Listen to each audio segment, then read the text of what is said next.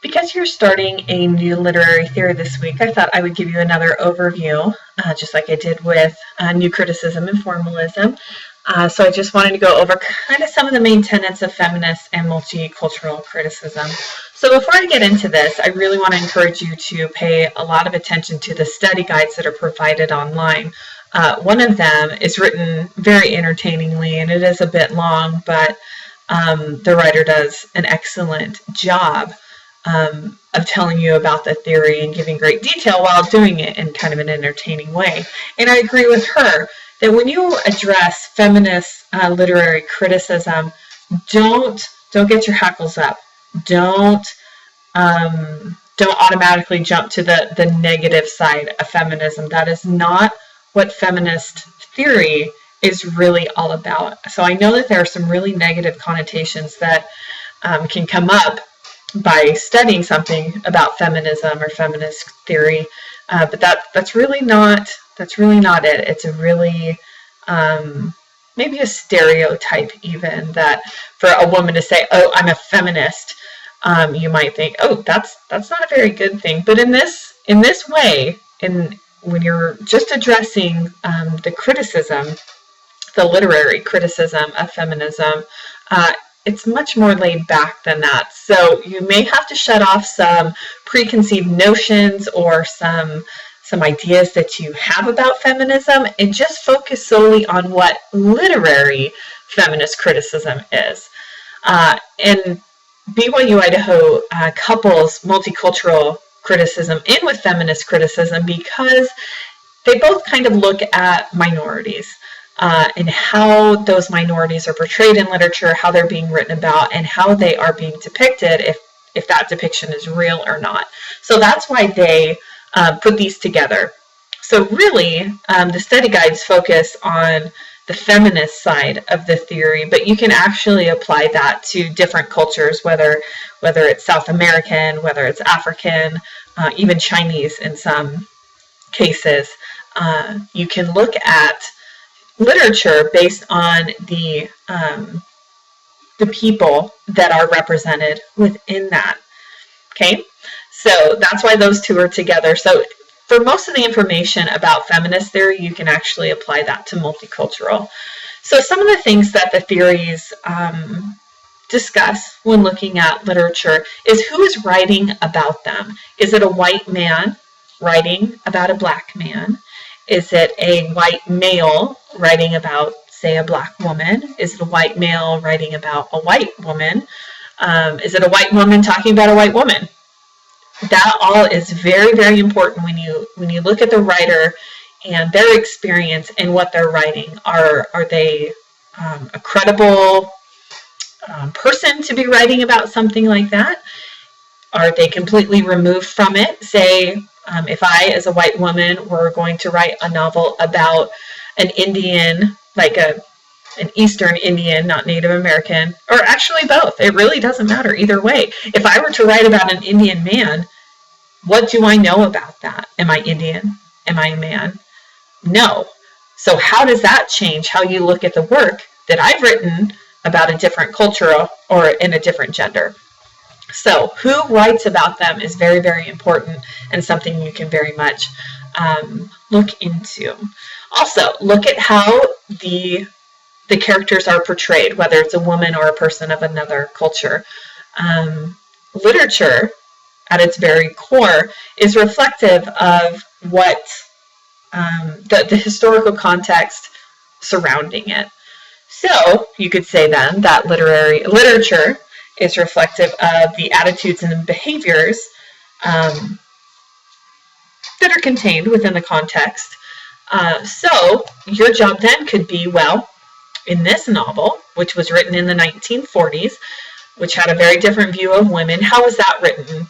And how is the view of women different from how it is now? So again, you can look at how the author is writing about them, but you could also look at how the behaviors and the attitudes within the novel are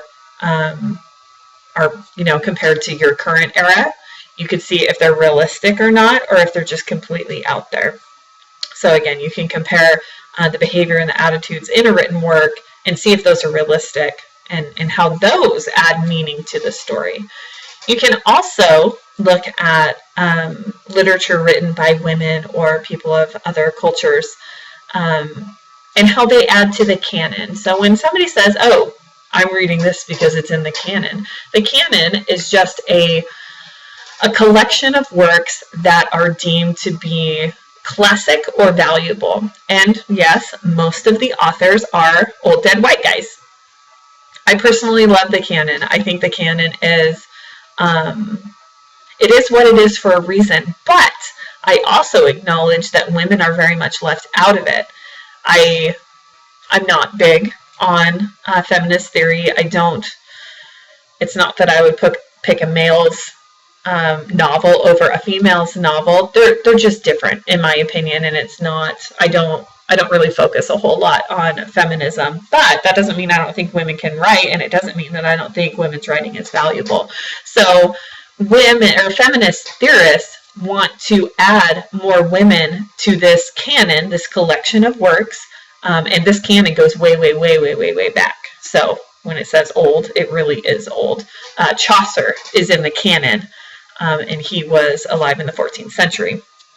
So with feminist and even multicultural criticism, they're trying to add diversity to the canon and trying to evaluate why is the canon built of just old dead white guys? Why can't women and people of other cultures get into that canon? So that's a big part of the feminist and multicultural critical discussion. Another big thing that you can look at in a novel with these theories is power. How much power do the minorities have? Are they in a subservient role? Do they have a dominant role?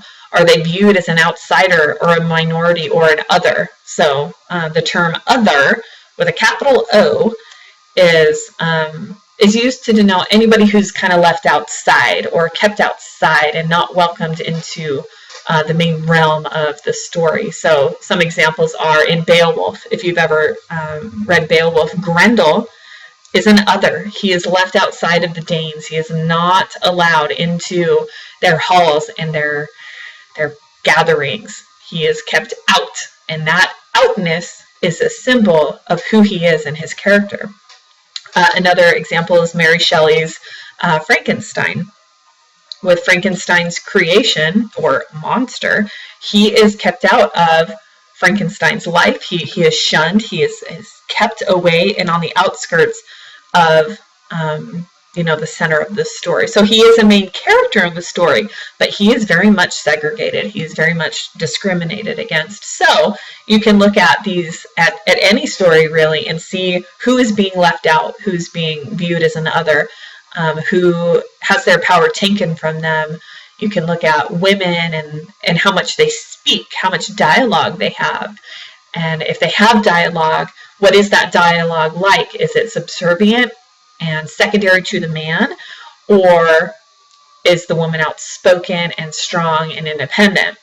So power is a huge part of feminist and multicultural criticism. And I really encourage you to look at the questions. There are lists of questions on both study guides about the theories this week.